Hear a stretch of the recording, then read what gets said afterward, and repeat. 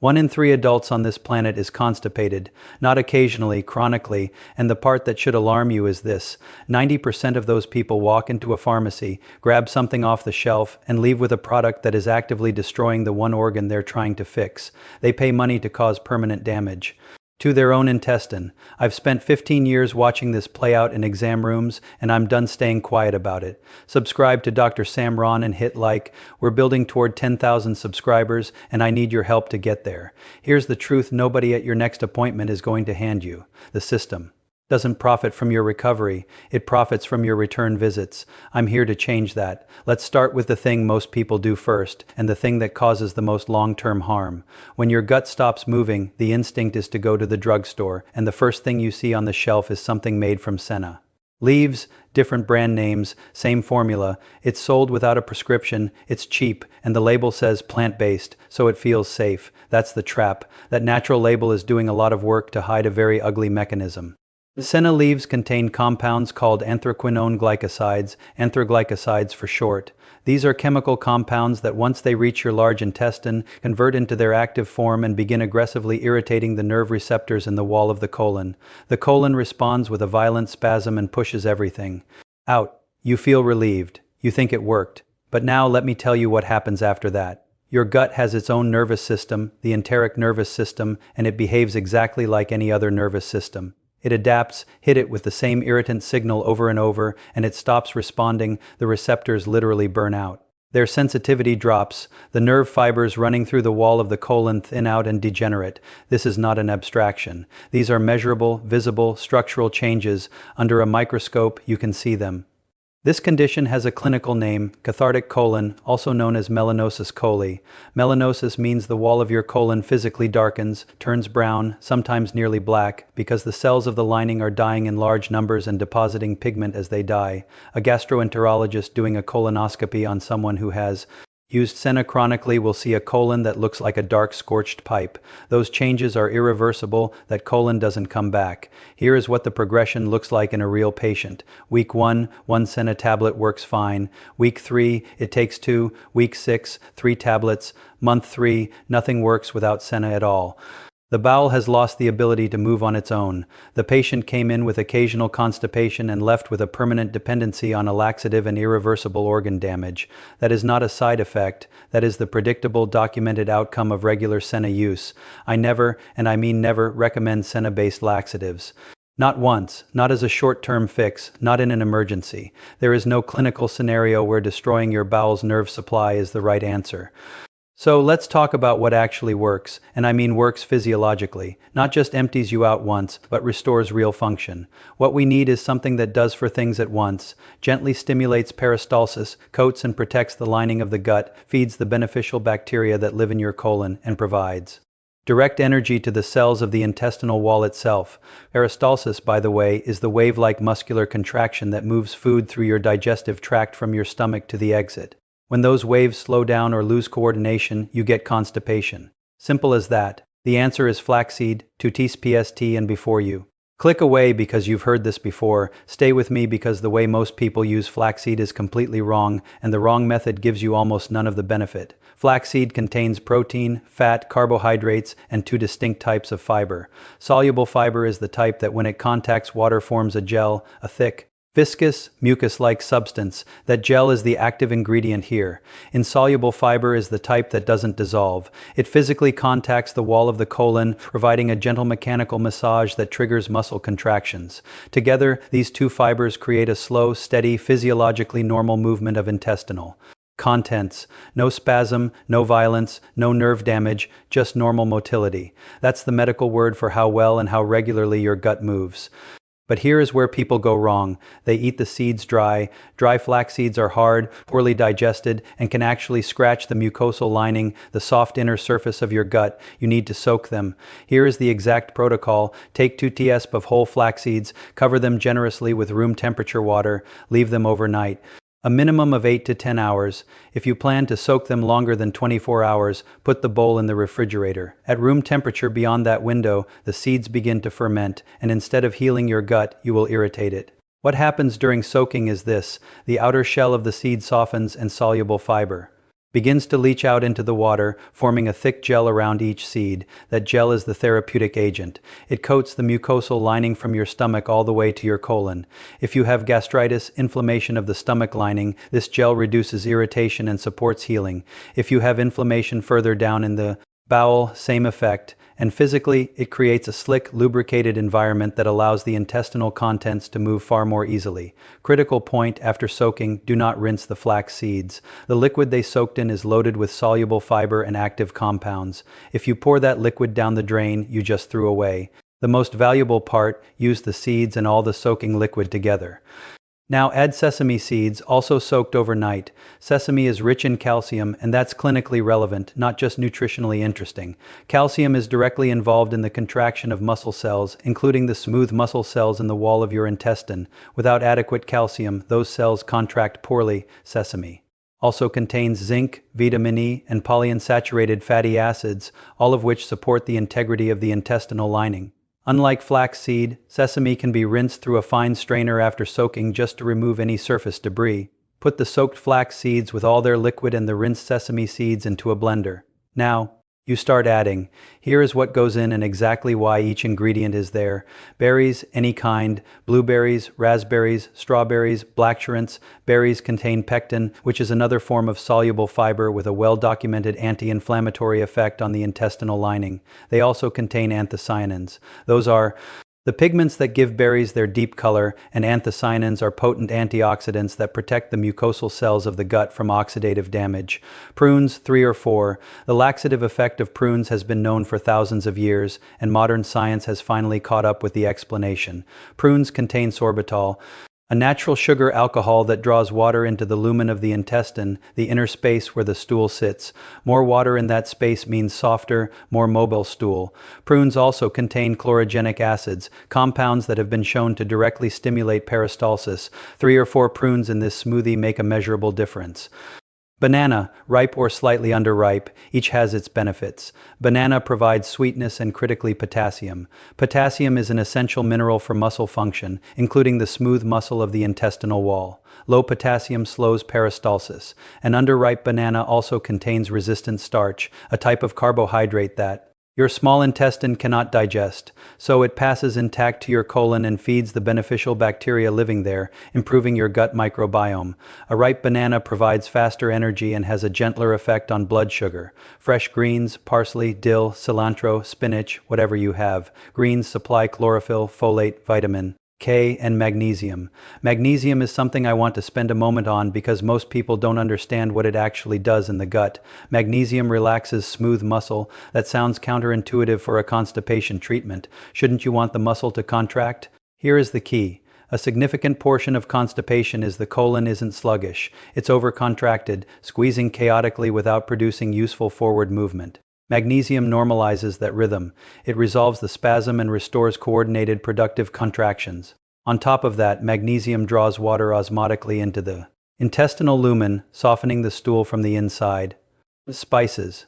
Turmeric first. Turmeric contains curcumin, one of the most extensively studied natural anti-inflammatory compounds in existence. Over 3,000 peer-reviewed scientific publications have examined curcumin's effects on the gastrointestinal tract. The findings are consistent. Curcumin reduces mucosal inflammation, relieves intestinal spasm, and improves bile flow. Bile is the digestive fluid your liver produces and your gallbladder stores, and bile directly stimulates intestinal motility. More bile flow means better peristalsis. Cinnamon improves insulin sensitivity at the cellular level, reduces bloating, and has a mild antispasmodic effect. Cardamom has been used for digestive disorders across multiple traditional medical systems, and modern research supports it. It relieves nausea, stimulates the secretion of digestive enzymes, and reduces intestinal cramping. If you don't have flaxseed on hand, chia seeds are a valid substitute. The mechanism is similar. When soaked, chia seeds form a dense gel. They're rich in omega-3 fatty acids and soluble fiber. Chia soaks faster, about 30 minutes is enough. Once everything is in the blender, add a small amount of hot water. This is not optional, it's physiological. Cold food and cold liquids slow the movement of the gastrointestinal tract. This is a direct effect Of temperature on smooth muscle function, warm food accelerates it. You want the finished smoothie to be warm, not cold. Blend everything until smooth, then at the very end, add 1 to 2 tsp of cold-pressed vegetable oil. Oil serves two functions here. It lubricates the intestinal wall from the inside, reducing resistance to the movement of stool, and it dramatically improves the absorption of fat-soluble vitamins A, D, E, and K from the greens and berries. Without fat present in the same meal, these vitamins are not absorbed. They pass through unused. Now I need to say something about the packaged fiber products sold in pharmacies and supermarkets, the ones in bags labeled fiber supplement or wheat bran for constipation. Here is what those products actually are. Dry, hard particles that have not been soaked and have not formed a gel. Dry bran does not have the protective mucilage that soaked flaxseed produces. It is abrasive and in a colon that is already moving slowly with insufficient water content. Dry fiber particles don't slide through. They adhere to the intestinal wall. They can sit there for an extended period. Instead of stimulating peristalsis, they create additional resistance and slow things down. Further, the effect is directly opposite to what the packaging promises, soaked whole seeds only, no dry powders in a bag. When do you take this smoothie? In the morning, after you've already had water, and I want to talk about water next, because without it, everything else I've described works at half capacity. Constipation and dehydration are almost always the same story presenting in different ways. Here is the mechanism. As food moves through your large intestine, the colon actively absorbs water from the contents. That's a normal physiological process. But when you are chronically underhydrated, your body shifts into conservation mode. The colon pulls even more water than usual from the intestinal contents, leaving behind something dry, dense, and immobile. The stool physically adheres to the intestinal wall. That is the mechanism of dehydration-driven constipation, and it is extremely common. The fix starts the moment you wake up, before coffee, before food, before anything. You drink half a liter of warm water slowly, not in one gulp. Your stomach and intestine need time to receive it. Warm water activates the gastrocolic reflex. That's an involuntary reflex, meaning it happens automatically without conscious thought. Where the filling of the stomach sends a nerve signal to the large intestine to begin strong peristaltic contractions and prepare for evacuation. This is why many people feel the urge to use the bathroom shortly after their morning coffee. It is not the caffeine, it is the warm liquid triggering the gastrocolic reflex we use exactly. The same mechanism, just without the caffeine and the gastric acid stimulation that coffee causes. Let's talk about mineral water because not all mineral water does the same thing. The key variable is total dissolved mineral content, also called mineralization. To have a real therapeutic effect on constipation, water needs a mineralization of at least 4 grams per liter. Waters in that range are classified as medicinal or medicinal table waters. They work osmotically, meaning the dissolved salts in the water attract fluid into the intestinal lumen, physically softening the stool from the inside. Senokot number 4 is a good example of a low to moderate medicinal water. Senokot number 17 has higher mineralization and a more pronounced effect. Magnesium-rich mineral waters deserve special attention. As I explained with dietary magnesium, the magnesium in water relaxes intestinal spasm and draws fluid into the colon. Both mechanisms work simultaneously. If you can find a high magnesium mineral water at your local store, look for it specifically. Check the label for listed magnesium content.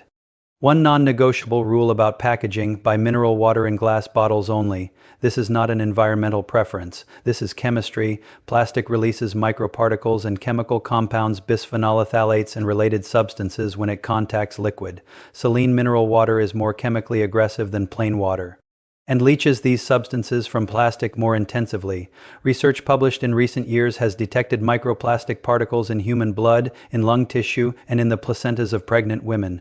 According to data from multiple scientific publications, the average human body has now accumulated enough microplastic to manufacture a plastic credit card. Glass is chemically inert. It does not interact with what is stored in it. Glass only. Before drinking, degust the water, open the bottle and it into a glass, and let it sit for a few minutes. Stir with a spoon. The carbonation dissipates. This matters because carbonated water in an already slow intestine produces gas, bloating, and pain. You do not need additional gas load on a gut that is already underperforming. Drink it warm and flat. One important caution: high mineralization medicinal water is a therapeutic agent, not a daily beverage in large quantities. Sustained high intake puts a significant salt load on your kidneys and your cardiovascular system. If you have hypertension, that is high blood pressure, or any kidney condition, this is especially relevant. 1 to 2 glasses on an empty stomach in the morning during an active episode of constipation is a reasonable therapeutic dose. For everyday hydration, use regular drinking water or a low mineralization water under 1 g per liter. Here is what to expect when you run this protocol. The effect is cumulative. Build that expectation in from day 1. Do not wait for something dramatic on the first morning. By day 2 or 3, the heaviness and bloating sitting in your abdomen will begin to ease. Any abdominal discomfort or cramping will reduce or resolve by day 4 or 5, the bowel starts moving actively. In some patients, the initial response is impressively thorough. The body begins clearing what has accumulated over days or weeks. That is not a problem. That is the expected healthy physiological response organ that has finally been given what it needs to work properly. Here is something worth knowing about how age changes all of this. After the age of 45, intestinal motility naturally slows down. Digestive enzyme production decreases. The sensitivity of nerve receptors in the intestinal wall diminishes. The volume of protective mucus produced by the intestinal lining drops. These are normal changes of aging, not disease, just biology. But they mean that what resolves in 2 days for a 30-year-old may require a more systematic, sustained approach for someone in their 50s or 60 seconds. The protocol I've described works at every age, but the timeline and the consistency required differ. How old are you? Write it in the comments below. I want to know which age groups are watching because the next videos I make on digestive health will be built around where you actually are, not around some hypothetical average patient. So here is exactly what you do after you finish watching. Tonight, take 2 teaspoons of whole flax seeds and cover them with room temperature water. If you have sesame seeds, soak those separately. Leave them overnight, minimum 8 to 10 hours.